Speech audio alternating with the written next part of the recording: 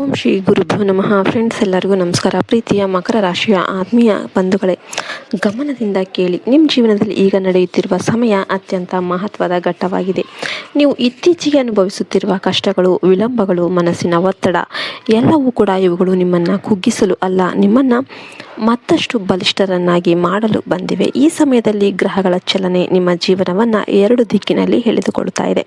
ಒಂದು ಕಡೆ ಸವಾಲುಗಳು, ಇನ್ನೊಂದು ಕಡೆ ಅಸಾಧಾರಣವಾದ ಅವಕಾಶಗಳು. ನೀವು ಯಾವ ದಾರಿಯನ್ನು ಆಯ್ಕೆ ಮಾಡ್ತೀರಾ ಎಂಬುದೇ ನಿಮ್ಮ ಭವಿಷ್ಯವನ್ನು ನಿರ್ಧರಿಸುತ್ತೆ. ಮಕರ ರಾಶಿಯವರಿಗೆ ಶನಿದೇವರ ಪ್ರಭಾವ ಅತ್ಯಂತ ಗಾಢವಾಗಿದೆ. ಇದರಿಂದ ನಿಮ್ಮ ಪ್ರತಿಯೊಂದು ಕೆಲಸ ಕೂಡ ನಿಧಾನವಾಗಿ ನಡೆಯುವಂತೆ ತೋರುತ್ತೆ.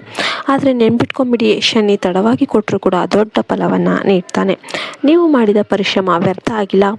ಕೆಲಸದ ಕ್ಷೇತ್ರದಲ್ಲಿ ನೀವು ಹೆಚ್ಚು ಹೊಣೆಗಾರಿಕೆಯನ್ನು ಹೊತ್ಕೊಳ್ಬೇಕಾಗಬಹುದು. ಕೆಲವೊಮ್ಮೆ ನೀವು ಒಂಟಿಯಾಗಿರುವಂತೆ ಅನಿಸಬಹುದು. ಆದರೆ ಇದೇ ಸಮಯದಲ್ಲಿ ನಿಮ್ಮ ಸಾಮರ್ಥ್ಯವನ್ನು ಎಲ್ಲರಿಗೂ ತೋರಿಸುವ ಅವಕಾಶ ಕೂಡ ಸಿಗುತ್ತೆ. ಮೇಲಾಧಿಕಾರಿಗಳು ನಿಮ್ಮ ಮೇಲೆ ಗಮನ ಹರಿಸ್ತಾ ಇದ್ದಾರೆ. ಆದ್ದರಿಂದ ಪ್ರತಿಯೊಂದು ಕೆಲಸವನ್ನು ನಿಖರವಾಗಿ ಮಾಡಿ. ವ್ಯಾಪಾರದಲ್ಲಿ ಕೆಲವೊಂದು ಏರುಪೇರುಗಳು ಕಂಡುಬರುವ ಸಾಧ್ಯತೆ ಇದೆ. ಹೂಡಿಕೆ ಮಾಡುವ ಮೊದಲು ಹೆಚ್ಚು ಜಾಗ್ರತೆ ವಹಿಸಿ. ಪಾಲುದಾರರ ಮೇಲೆ ಸಂಪೂರ್ಣ ನಂಬಿಕೆ ಇಡುವುದರಲ್ಲಿ ಸ್ವಲ್ಪ ಎಚ್ಚರಿಕೆ ಅಗತ್ಯ. ಹಣಕಾಸಿನ ವಿಷಯದಲ್ಲಿ ಅನಾವಶ್ಯಕ ಖರ್ಚುಗಳನ್ನು ಕಡಿಮೆ ಮಾಡಿ. ಉಳಿತಾಯಕ್ಕೆ ಹೆಚ್ಚಿನ ಪ್ರಾಮುಖ್ಯತೆ ನೀಡಿ. ಇಲ್ಲವಾದರೆ ಮುಂದಿನ ದಿನಗಳಲ್ಲಿ ತೊಂದರೆ ಎದುರಿಸಬಹುದು. ಕುಟುಂಬದಲ್ಲಿ ಕೆಲವೊಂದು ಸಣ್ಣ ಗೊಂದಲಗಳು ಉಂಟಾಗಬಹುದು. ಆದರೆ ನೀವು ಸಹನೆಯಿಂದ ವರ್ತಿಸಿದರೆ ಎಲ್ಲವೂ ಕೂಡ ಸರಿಯಾಗುತ್ತೆ. ಮನೆಯ ಹಿರಿಯರ ಸಲಹೆಗಳನ್ನು ನಿರ್ಲಕ್ಷ್ಯ ಮಾಡಬೇಡಿ. ಅವು ನಿಮ್ಮ ಜೀವನದಲ್ಲಿ ಮಾರ್ಗದರ್ಶನವಾಗುತ್ತೆ. ಪ್ರೀತಿಯ ಜೀವನದಲ್ಲಿ ಸ್ವಲ್ಪ ದೂರ ಆಗುವ ಭಾವನೆ ಉಂಟಾಗಬಹುದು. ಆದರೆ ನಿಮ್ಮ ಪ್ರಾಮಾಣಿಕತೆ ಮತ್ತು ಸಹನೆ ಈ ಸಂಬಂಧವನ್ನು ಉಳಿಸುತ್ತೆ.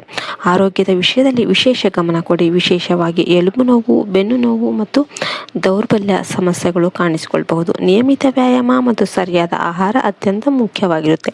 ಈ ಸಮಯದಲ್ಲಿ ದೇವರ ಆರಾಧನೆ ನಿಮ್ಮ ಜೀವನದಲ್ಲಿ ದೊಡ್ಡ ಬದಲಾವಣೆಯನ್ನು ತರುತ್ತೆ.